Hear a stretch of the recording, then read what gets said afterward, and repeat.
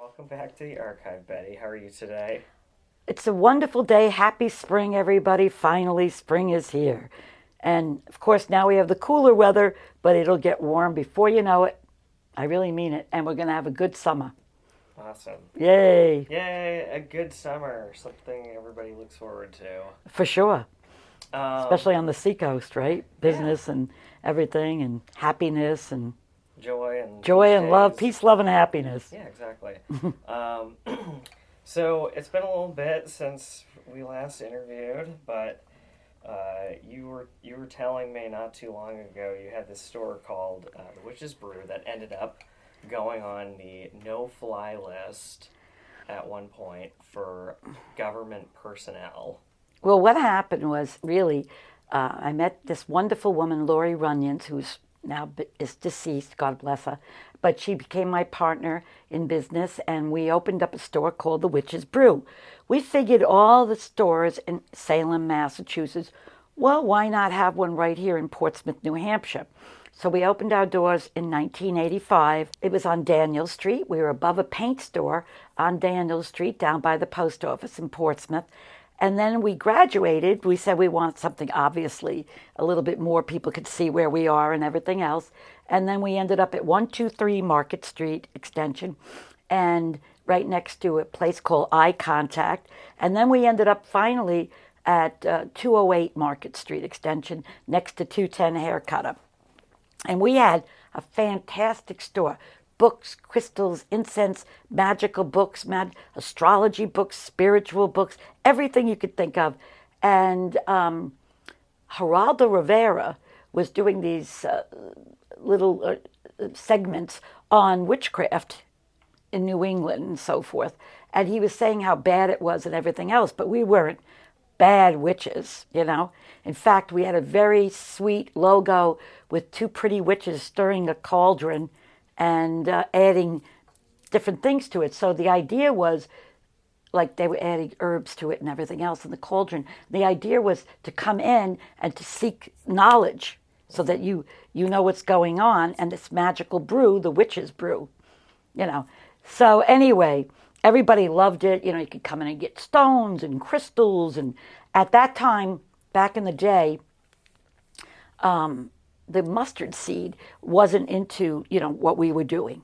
And she was into more herbal things and so forth. When we did close our doors in 1990, then she started carrying stuff that we had, which was perfectly fine with us, because in 1990, that's another story, but we'll get back into that. So the Air Force Base, as I heard it, and the Navy base, the Navy Yard, they said to their employees that we were on a no-fly list, that they shouldn't go to us because it was called the Witch's Brew, which was very dramatic. I mean, there was a lot of it had to do with Geraldo Rivera starting this hysteria about how terrible witches were and so forth and everything else. I mean, in Salem, they had no problem because that's where everybody went to go see witches. You know what I mean? But here in Portsmouth, it was new, but everybody had fun with it. No problems, no negative energy, things going on. I mean, we did have love spells and different things like that.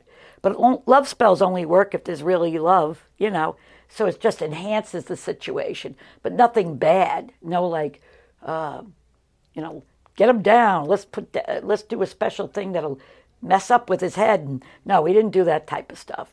So, but my girlfriend said, Lori said, okay, what we're going to have to do is change the name. I liked the Witch's Brew, but because of this situation, we changed the name in, like, I think it was 1988 to the Philosopher's Stone. And what the Philosopher's Stone is when you change base metal into gold, alchemy. So I thought that would be a good name.